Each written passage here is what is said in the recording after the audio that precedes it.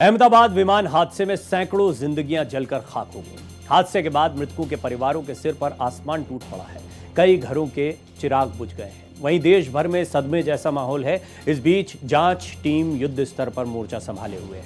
घटनास्थल से डीवीआर के बाद ब्लैक बॉक्स भी मिल चुका है, तो डीजीसीए ने एयर इंडिया को आदेश जारी किया है। इन सब के बीच सवालों का दौर भी जारी है। इन सवालों को और इनके संभावित जवाबों को आपके सामने रखेंगे। कुछ ये सवाल हैं कि तुरंत टेक ऑफ होते ही प्लेन क्रैश कैसे हो गया, ये एक बहुत बड़ा सवाल है। विमान हादसा मानवीय गलती है या तकनीकी, क्योंकि बात यहाँ पर भी आ रही है कि क्या कोई मेजर तकनीकी फॉल्ट हुआ है, क्या हादसे से पहले डीजीसीए ने कोई आदेश नहीं दिए थे।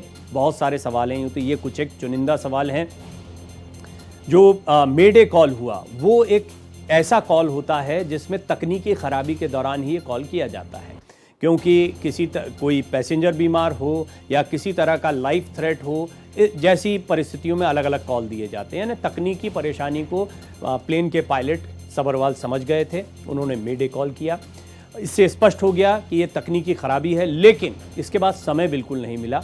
विमान उठता है, करीब 600 फीट की ऊंचाई तक जाता है और उसके बाद में सीधे डाउन कुछ ही मिनटों के अंदर आप देखते हैं कि प्लेन क्रैश हो जाता है। कुल मिलाकर ये हादसा इतना बड़ा था कि दुनिया भर में हर कोई चौंक गया। अपने आप में ये बहुत अनयूजुअल भी है, इसीलिए इसकी जांच पड़ताल गहराई से होनी जरूरी है।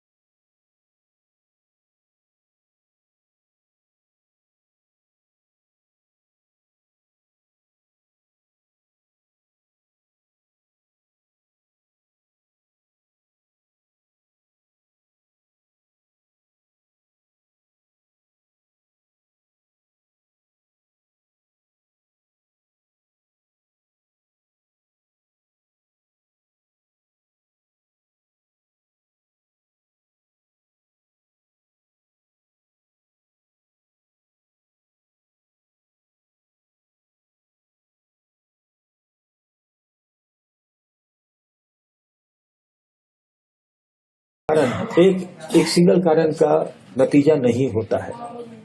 हमेशा it's a series of either actions और failures that happen.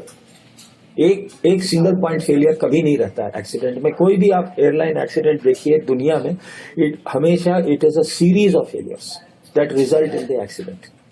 And so that is the reason why investigation is very very important.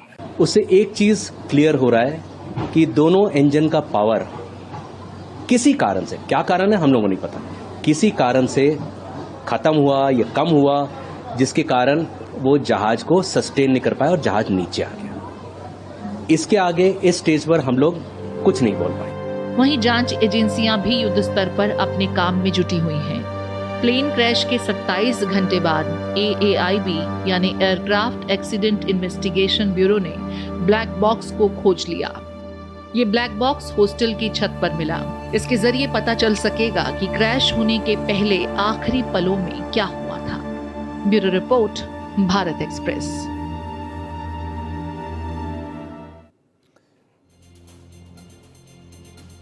कई मेहमान मेरे साथ जुड़ेंगे जिनमें एविएशन एक्सपर्ट हों या फ्लाइट सेफ्टी एक्सपर्ट्स हों, उनसे मैं बातचीत करूंगा। लेकिन मेरे साथ सबसे पहले डॉक्टर नरेश चावला, जो कि पूर्व जॉइंट सेक्रेटरी हैं IMA के, वो जुड़ रहे हैं। डॉक्टर चावला, एक बहुत ही दुखद समय रहा IMA के लिए भी। हमने देखा कि किस तरीके से जो स्टूडेंट्स थे, युवा थे, जिनके बहुत सारे सपने होंगे, जो पैसेंजर थे उनके परिजन तो रो ही रहे हैं, ऐसे भी कई छात्र जो आप लोगों से जुड़े हुए थे, आपकी फ्रेटर्निटी के थे, वो भी ख़त्म हुए हैं इसमें।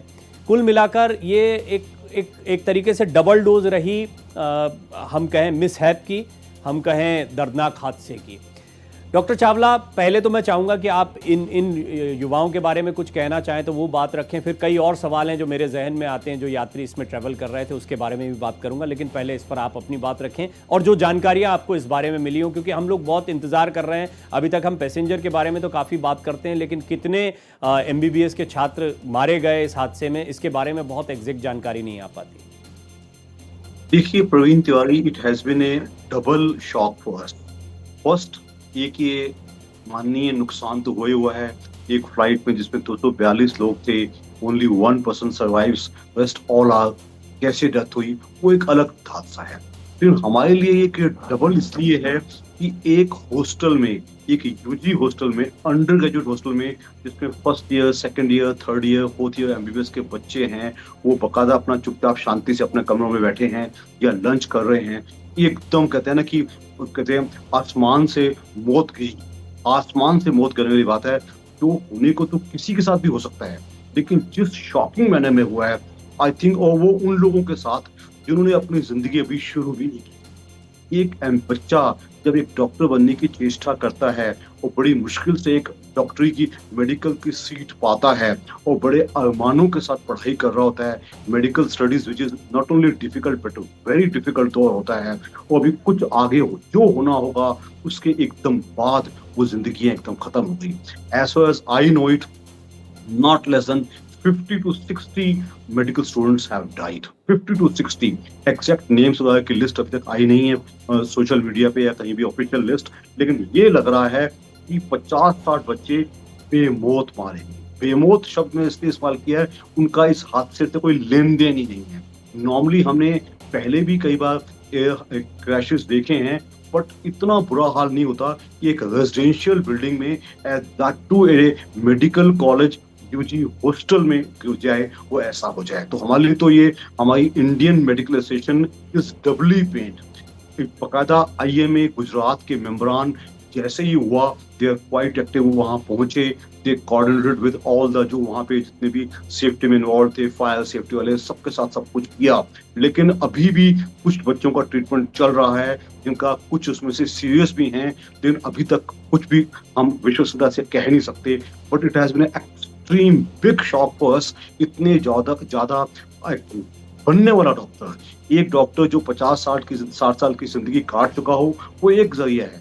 एक जो अभी पूरी तरह से एक कहते हैं ना, एक टहनी की तरह, एक फूल की तरह उसको उभरना है, वो खत्म हो जाए, तो प्लस उसके पीछे जो परिवार हैं, the devastation of the family, it is even more. So it is very shocking. We in our medical fraternity actually do not have words for deaths in the aircraft जो हुई हैं और जो बाहर बेमौत हो गई हैं. We do not have words.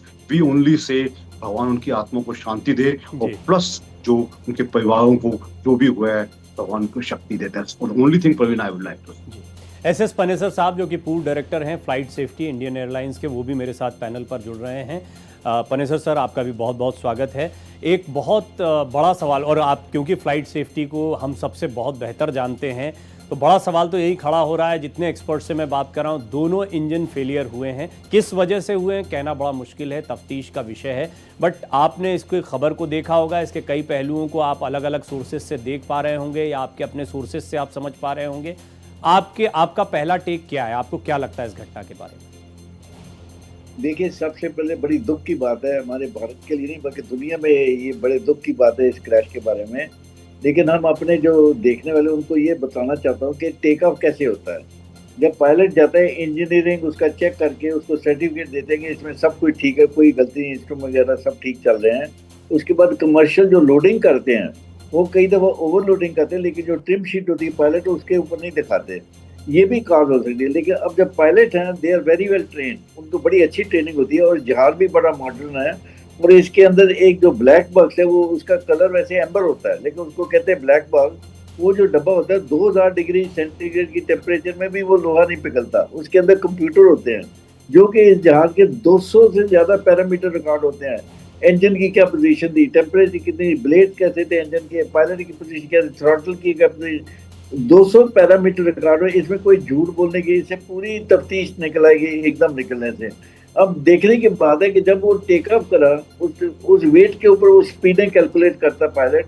उस स्पीड से जब जहाज एयरबोर्न होता है, जब ग्राउंड के ऊपर जाता है, उसको कहता है गियर अप. उन्हें गियर ऊपर गया, गियर गया नहीं गया, वो तो इन्वेस्टिगेशन का प्रोसेस पता लग जाएगा गियर गया कि नहीं गया. लेकिन पायलट की काबिलियत देखिए, विद इन सेकंड ही शुड, उन्हें मेडे कहा. Mayday is a top most emergency signal by the pilot. Then मेरी काबिलियत से बाहर चीज निकल गई है. और उसके बाद वो जहाज क्रैश हो गया। Pilots are very well train everything, but हमारे अब प्रॉब्लम ये है कि हमारे जो इन्वेस्टिगेटिंग एजेंसी है, इनके पास कोई एक्सपर्ट आदमी नहीं है इतने हाईटेक एयरक्राफ्ट की इन्वेस्टिगेशन के लिए। अब इसी टाइम में हमारे को ये चाहिए, बोइंग वालों को बुलाएं, एनटीएसबी अमेरिका को बुलाएं, हमें शर्म क्यों आती है उनको बुलाने, उनको दिखाइए कि ये क्रैश कैसे हुआ है, और इस क्रैश के पता करने के बाद इसकी रिकमेंडेशन दीजिए कि इसको आगे आगे से कैसे रोकना चाहिए ताकि ऐसे इंसिडेंट दोबारा ना हो। इतनी दुखद की बात हुई है कि ये सहना भी बड़ा मुश्किल है। लेकिन ये एयर इंडिया, हमारे जो honourable JD. Tata father of aviation थे, वो नहीं रहे। अब आज वो जिंदा होते तो ये एयर इंडिया की हालत नहीं। एयर इंडिया की हालत इस वक्त बहुत बुरी है। मैनेजमेंट ये आपको डराने की पॉलिसी यूज करे, कोई आदमी को स्नैग रिपोर्ट करता है उसको टर्मिनेट कर देते हैं। एक पायलट सैन फ्रांसिस्को बेंगलोर आ रहा था, उसने कहा ये जहाज कम्पिटेंट नहीं है इस रूट पे, मैं इस रूट पे नहीं, इसमें ऑक्सीजन सिर्फ 12 मिनट की है, अगर प्रेशर ये फेल हो जाती है मैं नीचे कैसे आऊंगा। उसको जब बॉम्बे आया उसको टर्मिनेट कर दिया। ये सिग्नल जाता है दूसरे पायलट को कि अगर तुम कोई स्नैग रिपोर्ट करें हम तुम्हारी सर्विस उतार देंगे। ऐसे एयरलाइन मैंने 75 जब से 75 साल से एयरलाइन रिपोर्टर से जेट तक आई है, क्या हमारे आदमी काबिल नहीं थे इन्वेस्टिगेट? आज ये फॉरेनर इनके सर के ऊपर बैठा दिए हैं और engineer do not want to cooperate, क्योंकि ये फॉरेनर को कुछ आता नहीं है और इनको ट्रस्ट नहीं करते जो अपने पुराने इंजीनियर हैं। मेरे साथ तो काफी पायलट है जिनको मैंने ट्रेनिंग दी है, आज वो सीनियर पोजीशन पे है, मेरे को बताते हैं कि एयर इंडिया में कैसे ये धमकाने वाली पॉलिसी जो ये चल रही है जी, इसको रोकने के लिए सरकार को या पब्लिक को उठना पड़ेगा और बताना पड़ेगा कि ये जो मैनेजमेंट है ये विंडिक्टिव एक्शन क्यों ले रही है। जो पायलट रिपोर्ट का उसकी बात सुनो, pilots are basically very honest, they want to save the fuel, they want to save the life of aircraft. Sir you raised a very valid question और ये बार बार आ रहा है, क्वालिटी, चाहे वो पायलट की ट्रेनिंग के प्रोग्राम्स चल रहे हों, फ्लाइट सेफ्टी को लेकर जो ट्रेनिंग दी जाती है उसको लेकर हो, ग्राउंड वर्कर्स की ट्रेनिंग हो, इसको लेकर बहुत से, मैं इस पर थोड़ा डिटेल में आपसे बात करना चाहूँगा। लेकिन डॉक्टर चावला, आप भी पनेसर साहब को सुन रहे थे, उन्होंने जो बातें रखी हैं वो बहुत वाजिब हैं। आपने ये जब खबरें सुनी होंगी तो बहुत कुछ आपके जहन में आया होगा, आप सोच रहे होंगे जैसे कि उदाहरण के लिए एक शख्स इसमें बच जाता है, जबकि हम देखते हैं कि इस तरह के जो हादसे होते हैं उसमें किस तरह से शव मिले हैं कि उनको पहचानने के लिए डीएनए टेस्ट करवाने पड़ रहे हैं, और ये बड़ा चुनौतीपूर्ण कार्य है क्योंकि किसी को पहचाना नहीं जा सकता, इस बुरी तरह से वो जल चुके हैं सभी के सभी। जब इस तरह का कोई केस या एक्सीडेंट होता है, ऐसा कोई हादसा होता है, तो उसमें बचने की गुंजाइश या जो तस्वीरें हमारे सामने आई हैं वैसे हालात बनना, इसका आकलन आप एज ए डॉक्टर कैसे करते हैं? देखिए, जब इतना ज्यादा फ्यूल है, 1.25 लाख लीटर का फ्यूल है, जब वो बर्स्ट होगा तो कितना आग और कितना टेम्परेचर बढ़ जाएगा, it is unimaginable. They all were roasted alive, जलना नहीं, it is not Burns, it is roasted alive. तो ये कैसे बच गया, ये तो कहते हैं कुदरत का करिश्मा ही कहेंगे, लेकिन अदरवाइज जो ये एक जो जैसे कोई बर्न्स होते हैं तो इस बर्न्स में टेम्परेचर इतना ज्यादा होता है कि बोले कि जान बचने की गुंजाइश ही नहीं। I think I am rather surprised, we all are pleasantly surprised कि जो सज्जन बचे हैं कैसे बच पाए होंगे, ये तो हम कुदरत का करिश्मा ही कहेंगे। बट आपका पूछना कैसे हुआ होगा तो कितना होता है, तो आज की हमने पहले भी जो बर्न्स देखे, ऐसे जो क्रैश देखे हैं, उसमें ऑलमोस्ट प्रैक्टिकली फुल % डेथ होती है, 100% डेथ होती है, 100% मतलब nobody is able to survive अल्टी अनलेस कोई जहाज पानी में डूब रहा है, या वो बात दूसरी है। अगर एक बार इतना टैंक भरा हुआ प्लेन अगर क्रैश होगा तो द टेम्परेचर और जो फ्लेम्स हैं वो किसी को बचने देने की जरूरत ही नहीं। तो उनको तो हम क्या करेंगे, ये तो है कि जो उनके रिश्तेदार पीछे बैठे हैं, किसी के घर का बच्चा है, सुना था कि एक डॉक्टर था, उन्होंने लंदन जाके सेटल होना था, वो पूरी फैमिली खत्म हो गई। हमारे गुजरात के पुराने चीफ मिनिस्टर जी खत्म हो गए। तो कहने का मतलब द ह्यूज प्राइस, एक मिस्टेक, अब ये मिस्टेक थी या एक्सीडेंट था या सैबोटाज है, ये तो मुझे नहीं मालूम, लेकिन ये स्पष्ट लग रहा है कि ह्यूमन एरर बिल्कुल नहीं थी। The pilots were very well trained and within seconds ही सेड मेडे मेडे मेडे। अगर सर हमारे बैठे हैं वो डायरेक्टर जी, अगर किसी ने मेडे मेडे 3 बार कह दिया तो ये एक्सट्रीम इमरजेंसी है कि कुछ भी होने वाला है अभी। उसके बाद किसी को मौका नहीं मिला क्योंकि हाइट जगह नहीं थी। लेकिन ये सच है कि जो पीछे उनके घर के लोग बैठे हैं ना, I always shudder to think of what will happen to जो उनके रिश्तेदार या बच्चे या माँ बाप या बहन भाई, what happens to them, they all go into severe shock या कहते हैं पोस्ट ट्रॉमेटिक सिंड्रोम। किसी का पति मर गया, किसी का बेटा मर गया, Yes. किसी का भाई मर गया, तो इसको हमें उनको भी देखना पड़ेगा, कईयों को काउंसलिंग करनी पड़ेगी। Post traumatic syndrome shock syndrome होता है, उसमें हमें बाकायदा पेशेंट्स की काउंसलिंग करनी पड़ती है, साइकोथेरेपी देनी पड़ती है। तो ये तो अभी जैसे जैसे कहानियां बाहर निकलेंगी जी पता बिल्कुल चलेगा। ठीक कह रहे हैं आप। ये कहानी सिर्फ 290 लोग जो मारे गए उनकी नहीं है, उनके जो डिपेंडेंट होंगे या उनके जो परिवार के लोग होंगे, कई लोगों की कहानियां जो हैं वो जब सामने आएंगी तो सचमुच में हमें और दहला जाएंगे। इस हादसे ने जितना दहलाया शायद उससे ज़्यादा। एसएस पनेसर साहब, ये एक बहुत ही अहम बात है जो आपने ब्रेक से पहले उठाई, और मैं थोड़ा डिटेल में जानना चाहूँगा कि आप जब कहते हैं कि हमारे यहाँ और ज़्यादा बेहतर लोगों को आना चाहिए, कई लोगों को आपने खुद भी ट्रेनिंग दी है, आज कुछ पैनलिस्ट ने यहाँ पर यह भी सवाल उठाया कि पायलट बनने के लिए भी बड़ा हम देखते हैं कि लोगों में उत्साह है। आप गूगल पर डालिए हाउ टू बिकम, इतना डालिए, उसके बाद में पायलट अपने आप आता है। ये पायलट बनने के लिए चाहत है लोगों की, यानी इतना ज़्यादा आजकल के युवा जो हैं वो पायलट बनने, और इतनी ही आसानी से क्या उनको मौका मिल जा रहा है? बहुत सारे लोग अब पायलट के कोर्सेज करा रहे हैं, इसको आप किस नज़रिए से देखते हैं? देखिए, पायलट ट्रेनिंग जो है, मैंने Allahabad civil aviation training centre में 2 साल का कोर्स था, मैंने उसके करीब ट्रेनिंग 1962 में पायलट बना था। और आज जो है वो 2 साल की ट्रेनिंग लोग 8 महीने में कर रहे हैं, क्योंकि पैसे का मामला है। फॉरेन एकेडमीज हैं, वो फटाफट ट्रेन करके दिए जा रहे, पायलट बाहर भेजे लाइक। लेकिन हमारे जो रेगुलेटरी बॉडी है, like director general civil aviation जो बॉडी है, जिनका काम है लाइसेंस इशू करना, एक बड़ी हाई लेवल कमेटी गवर्नमेंट ने बनाई थी टू सेफ्टी के बारे में। उन्होंने एयर मार्शल JK सेठ उनका नाम, उन्होंने रिपोर्ट लिखी कि DGCA में आज में कोई एक्सपर्ट आदमी नहीं, सब लूट के लिए बैठे हुए वहाँ पर। और उन्होंने ये भी कहा कि they are the jury, they are the जज, अपने आप इन्वेस्टिगेशन करते हैं, अपने आप रिपोर्ट बनाते हैं, और जो ये पावरफुल लॉबीज हैं उनकी तरफ इशारा करके रिपोर्ट जो पायलट मर गया उसके ऊपर मलबा डाल देते हैं। हमें चाहिए कि ओपन इंक्वायरी हो, प्रोफेशनल्स हैं, वेटरन हैं, उनको बुलाइए, उनका ओपिनियन लीजिए और उनसे पूछिए कि ये इंसिडेंट कैसे अवॉइड किए जा सकते हैं। फॉरन दे किसी को बुलाना नहीं चाहते। मैंने 3 मेले भेजी हैं एयर इंडिया के चेयरमैन को और सिविल एविएशन सेक्रेटरी को। आज तक मेरे को उन्होंने पर्सनल हियरिंग तक नहीं बुलाया। उन्होंने मेरे को बताओ कि क्या हमारी बात सुनने के लिए भी ये तैयार नहीं है। अब ऐसे हालात में हमें दुख होता है। ये इंसिडेंट हमने 55 साल से एयरलाइन में बड़ा डकोटे से जेट एज में लाया, क्या हमारे पास काबिल आदमी नहीं है? काबिल इतना मॉडर्न जहाज है जो कि आज के जितने इंजीनियर हैं उनका ये फॉरनर उनके ऊपर बिठा दिए एयर इंडिया में, और वो उनको डिमोरलाइज कर रहे हैं। मैं आपको ये बताना चाहता हूँ सर, हु इज रिस्पॉन्सिबल? आप किसको रिस्पॉन्सिबल मानते हैं इसके लिए? और कोई नाम नहीं है। हमारे father of aviation honourable JRD Tata का नाम बर्बाद कर रहे हैं। वो इस एयरलाइन को अपनी फैमिली समझते थे, आज वो नहीं है। आज वो जिंदा होते तो मैं सर आपकी भावनाओं की भी कदर है और आपकी बात बिल्कुल पूरी तरह से हम समझ गए, बट आप किसको रिस्पॉन्सिबल मानते हैं? मतलब क्या आपको लगता है पूरा सिस्टम रिस्पॉन्सिबल है? आपको लगता है कुछ लोग ऐसे बैठे हुए हैं? आपको लगता है सरकार को हस्तक्षेप? किसको रिस्पॉन्सिबल आप मानते हैं?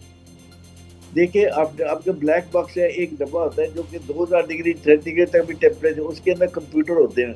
अब ये सारी रिकॉर्डिंग ऑनेस्ट इन्वेस्टिगेशन होने के बाद हम वो देखें, मीटिंग बैठेगी प्रोफेशनल की, में फिर उसको हम सोचे इसको कैसे अवॉइड किया जाए फ्यूचर। अब ये जो इंसिडेंट हुआ है, ये मेरे ओपिनियन देने से अच्छा नहीं लगता इस वक्त, क्योंकि जब तक वॉइस रिकॉर्डर ये जो ब्लैक बॉक्स ना रीड आउट करा जाए, उसके बड़े बगैर कहना, कुछ अंदाज़ा लगाना गलत होगा, डीमोरलाइजिंग फैक्टर होगी।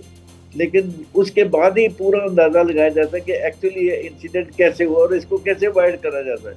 पायलट की काबिलियत थी जो कि टेक ऑफ के कुछ ही सेकंड के बाद उसने मेडे करा।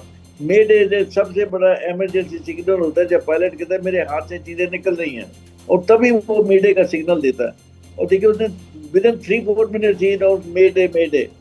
और इस जहाज में कम से कम 11 घंटे का फ्यूल होगा, Delhi to Bombay to Ahmedabad to London, और फिर अल्टरनेट फ्यूल। इतना फ्यूल है और इतनी बड़ी आग लगने से आदमियों को बचना बड़ा मुश्किल होता है।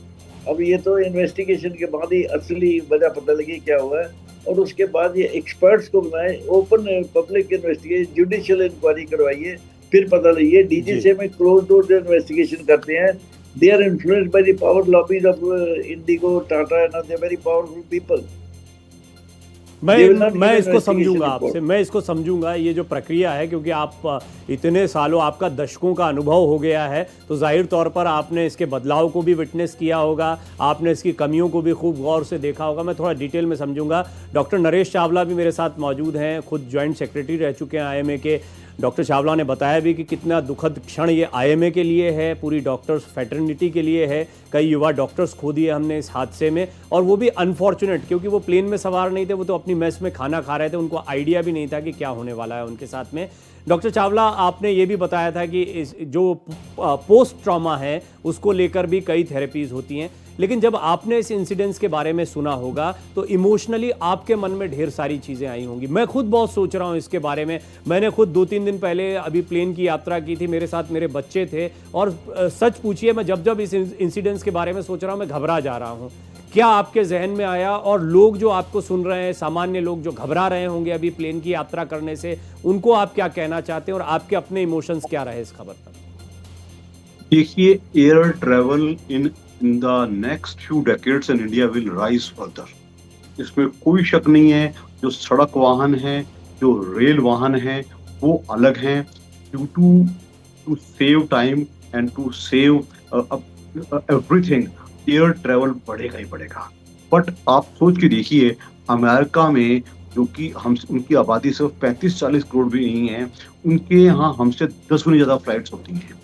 But the so called air safety को फर्दर फुल प्रूफ बनाना पड़ेगा। एयर सेफ्टी, चाहे वो नेशनल कैरियर हो चाहे इंटरनेशनल कैरियर हो, इसको सेफ्टी को फुल प्रूफ का मतलब किसी किस्म की गलती की गुंजाइश नहीं होनी। No doubt air accidents developed west में भी होते हैं, but I think the incidence of air such air disasters should be zero और as less as it will B.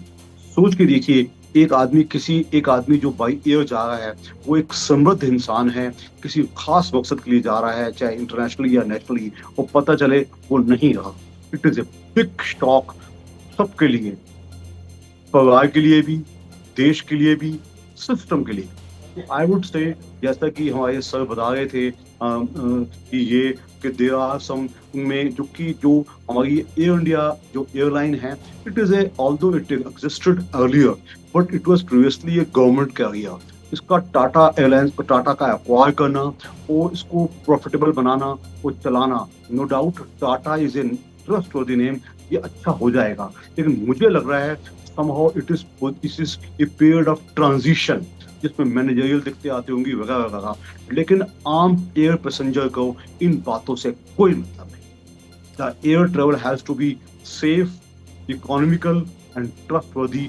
ये किसी भी एयर पैसेंजर की पहली और आखिरी मांग होनी चाहिए, वो हम सबकी है। तो इतना ही कहूंगा कि जब हम एयर ट्रेवल करते हैं तो हम मरने के लिए नहीं बैठते, हम इसको अपने मकसद साकार करने के लिए करते हैं। तो जो भी छुटपुट गलतियां हैं, आई थिंक सख्ती होनी चाहिए।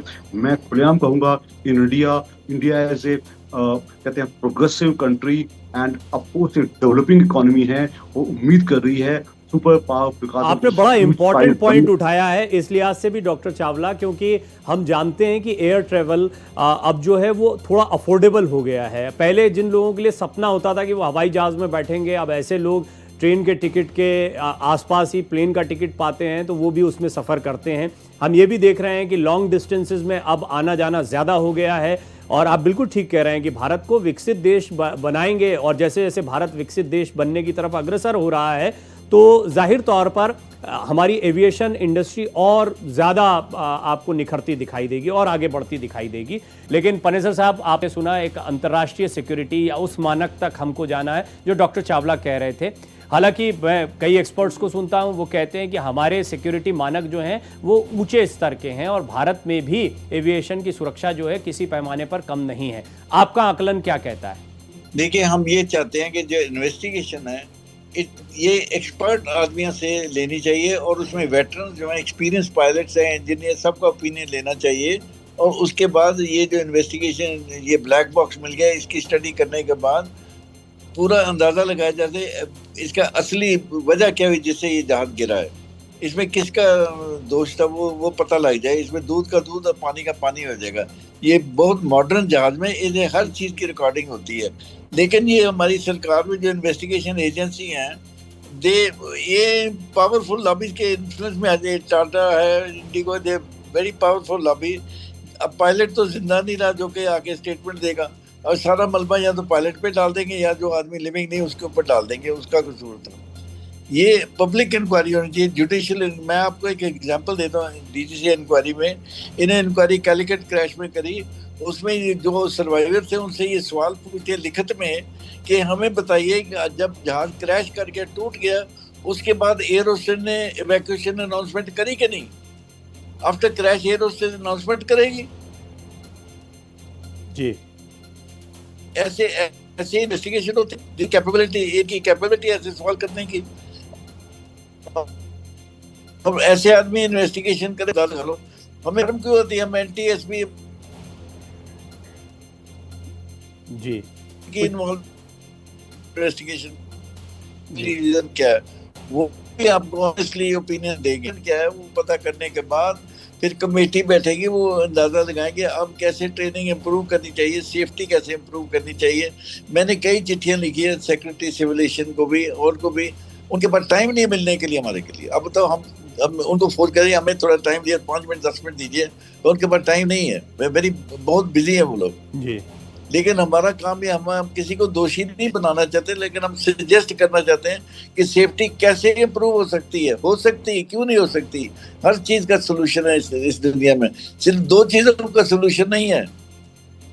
जो आदमी मर गया उसका सोल्यूशन है और जो आदमी मुकर जाए उसका नहीं, जो डॉक्टर चावला ब्रेक से पहले कह रहे थे, वर्तमान में आप अंतर्राष्ट्रीय सिक्योरिटी मानकों और भारत में सिक्योरिटी मानकों का कंपैरिजन कैसे करते हैं, मैं ये जरूर जानना चाहूंगा पनेसर साहब आपसे। सर मैंने सेक्रेटरी साहब मेल में आज भी मेल भेजी है, आज तो वो अहमदाबाद गए हुए, कहते आते ही आपको मिलवा देंगे उनसे।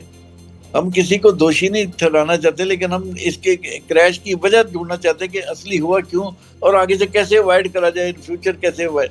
जो इंटरनेशनल सिविल ऑर्गेनाइजेशन उसका मेन थीम यही है, all incident accident should be investigated but not for punitive purpose, it should be investigated only to find out what has happened and how to avoid such recurrence in future.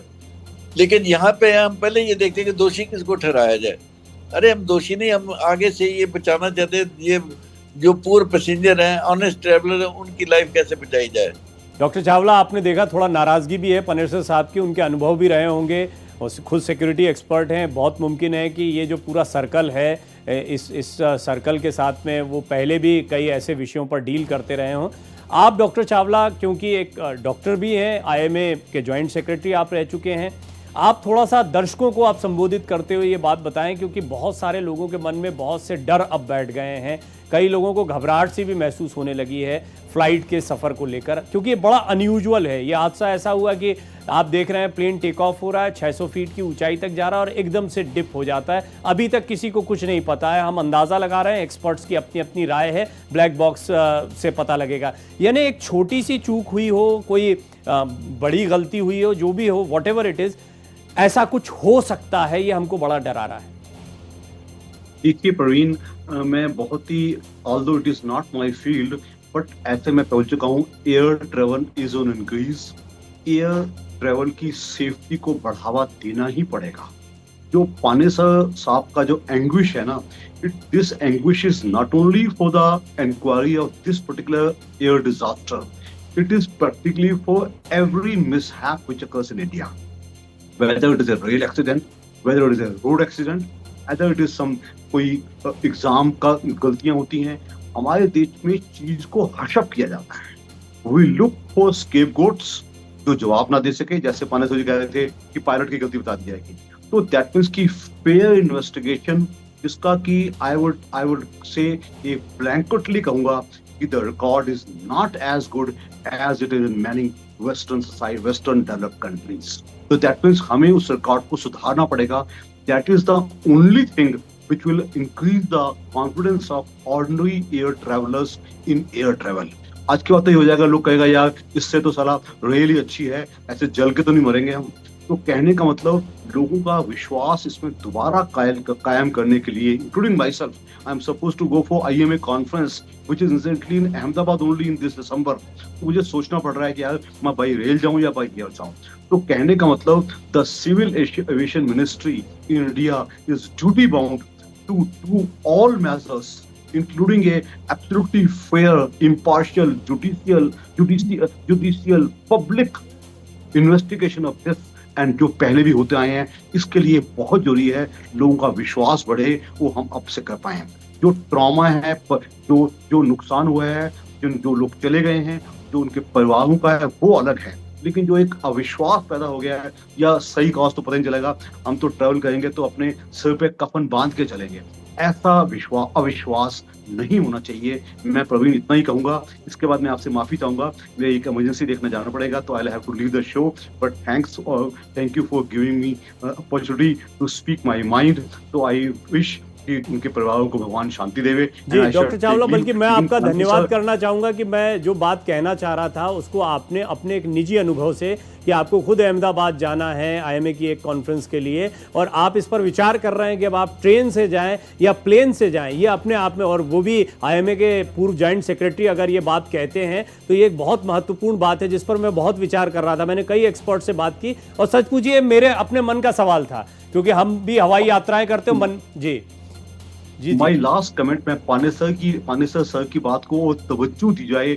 The investigations in any accident in India, any mishap in India, any scandal in India, any scam in India should be more fair, more full proof, and उससे ये ना हो are most such investigations are only cover up operations.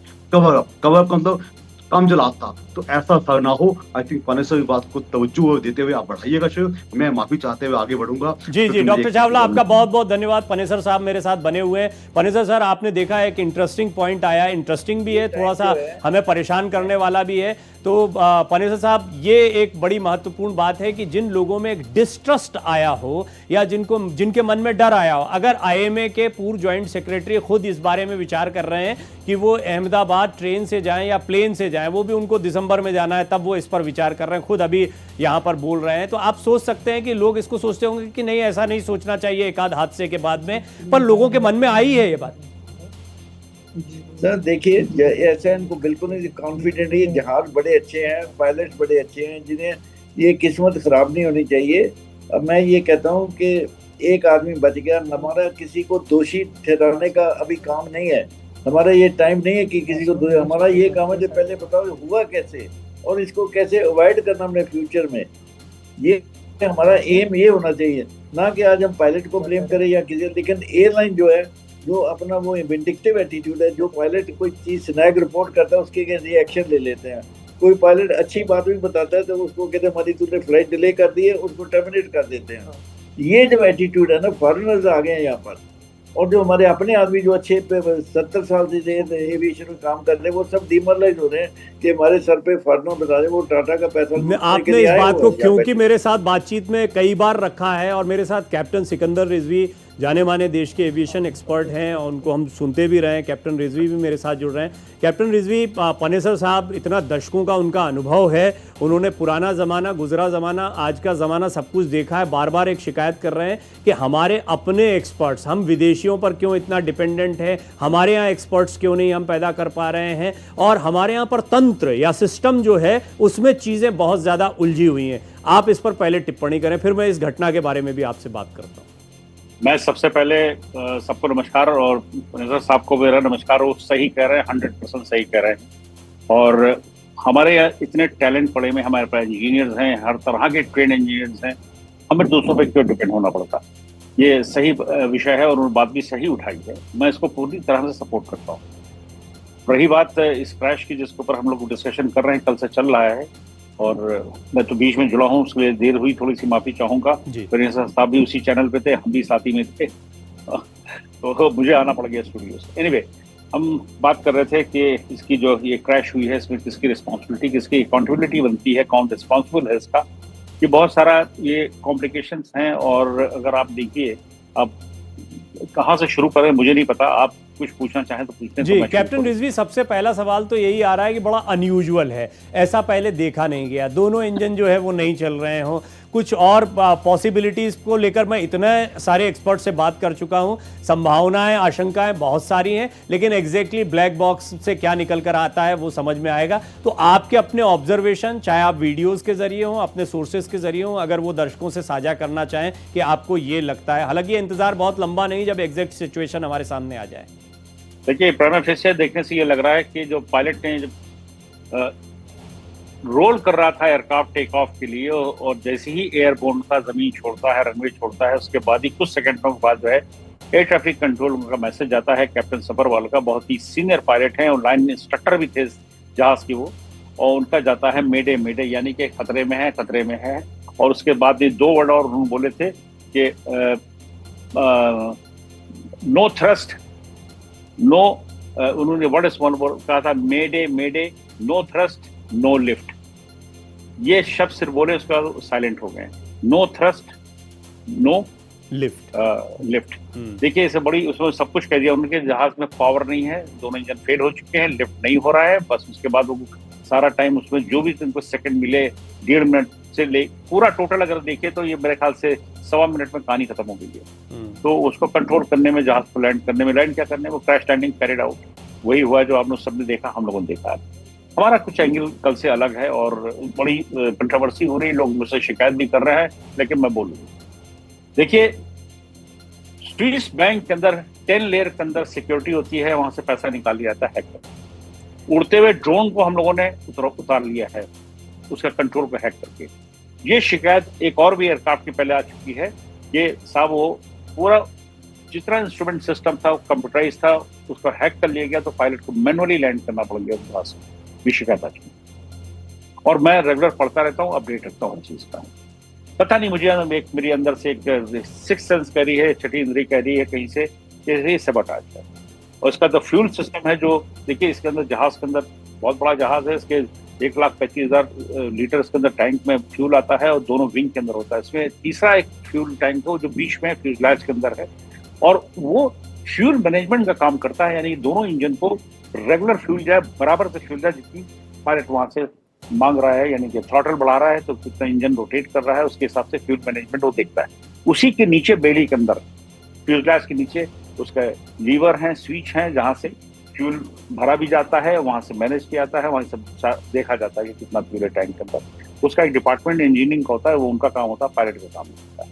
वो लोग देखते हैं और जाके उसको चेक करते हैं।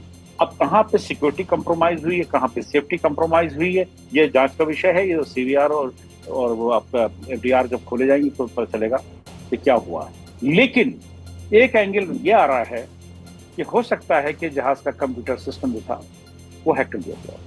देखिए ये रोल्स रॉयस के इंजन इसमें लगे हुए हैं। दुनिया के जितने भी एयरलाइनर हैं और उनके जो इंजन हैं, वो जब इंजन स्टार्ट करते हैं ग्राउंड के ऊपर, तभी वो अपनी फैक्ट्री से कनेक्ट हो जाते हैं। ध्यान से सुनिएगा मेरी बात को। जी सुन रहे हैं। जैसे ही इंजन स्टार्ट होते हैं वैसे ही वो कनेक्ट हो जाते हैं फैक्ट्री से। वो फैक्ट्री में बैठ करके उसका इंजन की परफॉर्मेंस से लेकर सब कुछ वो देख सकते हैं बैठ कर फैक्ट्री में। फैक्ट्री अमेरिका के अंदर है और एयरक्राफ्ट यहाँ पे इंडिया के अंदर खड़ा है फॉर एग्जाम्पल। तो जब ये देखा जा सकता है सैटेलाइट के थ्रू, कहीं भी दुनिया कोने में इंजन जहाज खड़ा वो इंजन लगाया, तो इसी तरह से वो हैक भी किया जा सकता है। अभी पड़ोसी मुल्क से और शिकायत आ रही थी जब से हमारा क्या ऑपरेशन सिंदूर हुआ है कि हम कुछ बड़ा करेंगे, हम कुछ बड़ा करेंगे।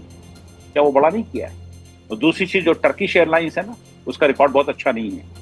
टर्की में एक गुट है बहुत बड़ा, उसको सादात के नाम से जाना जाता है, और उसका विषय ये है, उसका ऑब्जेक्ट ये है, वो एक एक्स मिलिट्री के कमांडो ने बनाया है। पहले बाप ने बनाई थी, अब बेटा उसको चला रहा है। प्राइवेट आर्मी है उसकी, अपनी पूरे फुल इक्विप्ड आर्मी है उसके। 5,000 सोल्जर उसने लीबिया में उतारे थे, और वही गुट ने, वो सरकार के इशारे पर चलता है, बल्कि उनके जो प्रेसिडेंट है उनका रिश्तेदार, वो कहा था पाकिस्तान के जरिए कश्मीर की आज़ादी के लिए हम भेजेंगे पाकिस्तान की सपोर्ट पे सादात को। ये वो टर्की है जिसकी यहाँ पर मेंटेनेंस के लिए इनको एयर इंडिया ने कॉन्ट्रैक्ट दिया हुआ है। मैं टर्किश एयरलाइंस की बात कर रहा हूँ। और सादात का मोटो है, ऑब्जेक्ट है कि इस्लामिक कंट्री जहां जहां है, जहां मुसलमान है, उनको प्रोटेक्ट करना, खासकर उनकी कंट्री को प्रोटेक्ट करना, उनके लिए लड़ना है, चाहे वो भाड़ा पैसा लेके लड़ती हो। उनका सीरिया में भी डिप्लॉयमेंट था। तो मैं क्यों करेक्ट कर रहा हूँ कि ऐसा तो नहीं कि कहीं पे हमारे सिक्योरिटी लैप्स हों और वो उनका कोई ना कोई यहाँ से अभी गया नहीं है। टर्किश एयरलाइंस अभी भी मेंटेनेंस देख रही है, उनके लोग हैं यहाँ पर। ऐसा नहीं हो सकता कि वो सादात का एजेंट हो, उसने कुछ किया हो, हैक कर दिया हो। फिलहाल हमें सबटाज लगता है और स्टार्ट में ही गॉट इट सर, आपकी भावनाओं की कद्र भी है और रजनीश कपूर साहब भी इस बात से, उन्होंने मेरे साथ कई एक्सपर्ट्स जुड़े हैं, लेकिन जिन जिन एक्सपर्ट्स ने इस पे मेरे मन में भी सवाल था, मैंने सेबोटाज की बात सबसे पूछी, तो चाहे एयर कमोडोर एसपी सिंह हो, रजनीश कपूर हो, इन्होंने बोला इसको भले ही रिमोट पॉसिबिलिटी हो, रूल आउट नहीं करते हैं, हम भी मानते हैं कि ऐसा कुछ हो सकता है। आपने खुलकर बहुत सारे एंगल्स के साथ इस बात को रखा है। जाहिर तौर पर इस पर थोड़ा कंट्रोवर्सी होती है, लेकिन मेरे साथ कैप्टन कबीर मलिक भी जुड़ गए हैं, उनसे मैं पहले भी बात कर रहा था। कैप्टन मलिक, अभी आपने सुना सिकंदर रिजवी साहब बहुत से सीनियर एविएशन एक्सपर्ट हैं, पनेसर साहब मेरे साथ बने हुए हैं, आप अपनी राय इस पर सेबोटाज वाली बात पर रखें। देखिए, ये जो बात कही गई है, मैं इससे सहमत नहीं हूँ, क्योंकि आपको मालूम है नेशनल सिक्योरिटी ब्रीच करना इस तरीके से इंडिया के अंदर नेक्स्ट टू इम्पॉसिबल हो सकता है। आपके मोबाइल को कोई हैक कर ले, व्हाट्सएप को हैक कर ले, एक ये डिफरेंट थिंग है। लेकिन जैसे आपने बताया एयरक्राफ्ट टेक्नोलॉजी को इस तरीके से हैक करके और ये कराना, मैं नहीं लगता इसके अंदर ये यूज़लेस बात है। इसके अंदर जो भी चीज़ें हैं, मैं बहुत टाइम से कह रहा हूँ, कोई ना कोई ह्यूमन एरर या कोई ना कोई टेक्निकल फॉल्ट रहा है जिस वजह से ये इंसिडेंट हुआ है। दूसरा, मैं आपको बताना चाहूँगा कि अभी जब पिछले महीने हमारी जो वॉर पाकिस्तान के साथ हुई थी, तो जब उन्होंने हमारे पर मिसाइल अटैक किया था, तो हमारे पास इतनी एडवांस टेक्नोलॉजी की मिसाइल हैं, इतने एडवांस टेक्नोलॉजी के हमारे पास एडवांस सिस्टम है। कोई भी हमारी इंटरनेशनल बाउंड्री के अंदर कोई भी इस टाइप की कोई भी चीज़ जब एंटर करती है तो उसको हम डिस्ट्रैक्ट कर देते हैं। ये ताज़ा तरो उदाहरण आपने पाकिस्तान की जो साथ जब लड़ाई हुई थी, जब उन्होंने वहाँ से मिसाइल अटैक हमारे आसपास के बॉर्डर एरियाज़ में किया था, तो हमारी जो सेफ्टी स्क्वाड मिसाइल थी, उन्होंने उनको नस्तबूद कर दिया था, हवा में उसको मार गिराया था। तो अगर इस तरीके की बातें हम करेंगे तो मुझे नहीं लगता, ये टेक्नोलॉजी को समझने में थोड़ी सी आप चूक कर रहे हैं। अभी इसके ऊपर हमें जहाँ फोकस करना पड़ेगा, उस फोकस हमें ये करना पड़ेगा जैसे इसके एक्चुअल रीजंस क्या रहे हैं, और हम किसी को अभी एलिगेट करना इस टाइम पे वो भी ठीक नहीं रहेगा, क्योंकि देश के अंदर इतना बड़ा हादसा हुआ है, इतनी जानें इसके अंदर चली गई हैं, इतने परिवारों ने अपने सदस्यों को खोया है, किसी का तो पूरा परिवार इसमें चला गया है। और अगर देखा जाए इसके अंदर टेक्निकल इश्यूज़ के ऊपर हम लोग डिस्कस कर सकते हैं। और अभी जैसे आज पता मैंने आपसे डिस्कस किया भी था, मैंने उस चीज को आगे कोट जी, किया, लेकिन मैंने कल बताया था, मैं दो चीजें करेक्ट, मैं एक चीज कैप्टन रिजवी ने जो कैप्टन रिजवी एक सवाल के साथ, हाँ आप इंडियन सिक्योरिटी की बात करें, वो जो एयरक्राफ्ट है वो अमेरिका में बना हुआ है, उसके अंदर जितने कंप्यूटर्स लगे अमेरिका के अंदर लगे हुए हैं। हम लोगों ने F-35 इसलिए नहीं लिया है, अगर F-35 लेते तो हमको कॉम्प्रोमाइज करना पड़ जाता।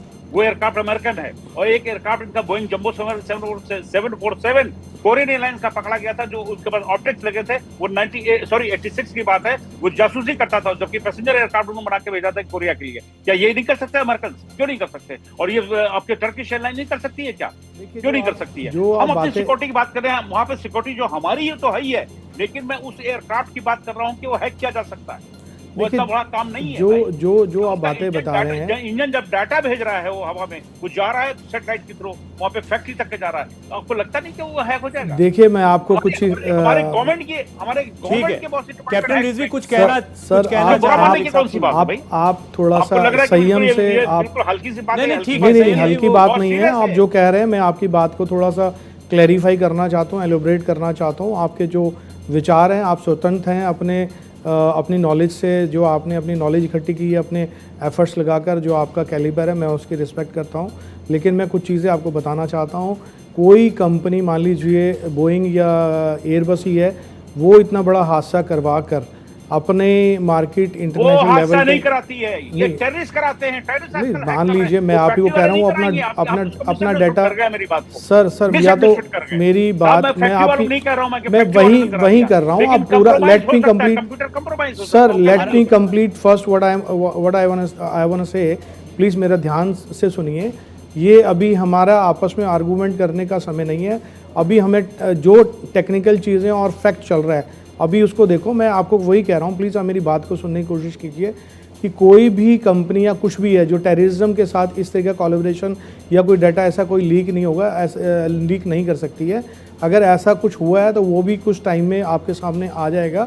इतना जल्दी इतना संवेदन होना अभी ठीक नहीं है। सर प्लीज मलिक साहब, एक सबमिशन है मेरा। कैप्टन रिजवी, एक बड़ी बात, कोई भी आतंकी गतिविधि या सेबोटाज में पहले ओन किया जाता है ना, उसका मकसद भी क्लियर होता है। ऐसे चुपचाप से कोई मासूमों को मारकर, अभी बता रहा हूं, हाँ वो थोड़ा सा समझाइए। अभी बता रहा हूं, आप मुझे अगर जी प्लीज प्लीज प्लीज। 16 साल मिडिल ईस्ट में मैंने यूएसजीएस मिशन के परेशर आप सुन रहे होंगे, 16 साल मैंने यूएसजीएस मिशन के लिए अप्लाई किया है और middle east and north Africa के अंदर। वहां नए नए फार्मूले निकाले जाते थे कि कैसे सबोटाज करते हैं, कैसे अटैक करते हैं, और नई नई चीजें टेक्नोलॉजी निकाली। अब आप देखिए ड्रोन का इस्तेमाल जितना टर्की कर रहा है, जितना ईरान कर रहा है, कौन कर रहा है? सबसे ज्यादा लोगों ने ड्रोन का इस्तेमाल किया हुआ है।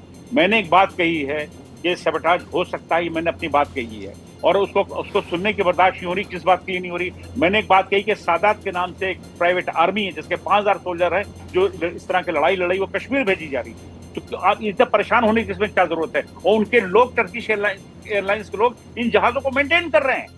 इस एयर इंडिया का कॉन्ट्रैक्ट है, अभी तक उन्होंने टर्मिनेट नहीं किया कॉन्ट्रैक्ट। एक छोटी कंपनी थी, उसको उन्होंने भेज दिया वापस। इसके अंदर कौन कंप्रोमाइज कर रहा है? या तो हमारे डीजीसी में लोग बैठे हुए लोग कंप्रोमाइज कर रहे होंगे, या मिनिस्ट्री में बैठे हुए लोग कंप्रोमाइज कर रहे होंगे। बात सुनने को तैयार नहीं हो रहा, कड़वी लग रही है। आप इस एंगल से क्यों नहीं देखते हैं? आप बार बार दिखा रहे हैं टेक्निकल फॉल्ट हुआ तो इंजीनियर पकड़िए, जेल में डालिए। लाइटर नोट सर, देखिए आप सब एक ही फैटर्निटी के हैं, अपने अपने विचार है। मैं आपको एक खबर और बता दूं कि गेस्ट के बोलने पर एंकर को पुलिस ने पकड़ लिया। फिर कोर्ट ने कहा कि भाई एंकर के शो में तो कई बार गेस्ट बोलते ही बोलते सुप्रीम कोर्ट को बोलना पड़ा है और कई लोगों को कोर्ट भी किया गया है। तो हालांकि ये आपकी अपनी राय है, आपका अपना अनुभव है, हम उसका सम्मान करते हैं। राय दे रहा हूं, मैं अपनी राय दे रहा हूं जी। मैं आपकी राय की पूरी, मैंने तो खुद कहा, कई और एक्सपर्ट्स ने इसकी रिमोट पॉसिबिलिटी से इनकार नहीं किया है। अब हम जानते हैं नहीं कोई इसमें वो बुना भी नहीं मारे। मलिक साहब तो सिर्फ अपनी राय रख रहे थे। हम तो नेशनल सिक्योरिटी के लिए तो बोल रहा हूं मैं। देखिए जनाब, मैंने आपकी किसी बात का बुरा नहीं माना है। आपने अपने विचार रखे, मैं अपने विचार से जो आपको बात बता रहा हूँ, आप भी मेरे विचार को सुनिए। और नहीं, मैंने बेवकूफी ऐसा कोई बात मैंने, मुझे लगता है के साथ एक अलग से शो करना पड़ेगा। बहुत बहुत धन्यवाद मलिक साहब, रिजवी साहब, आपका बहुत बहुत धन्यवाद भारत का सवाल में।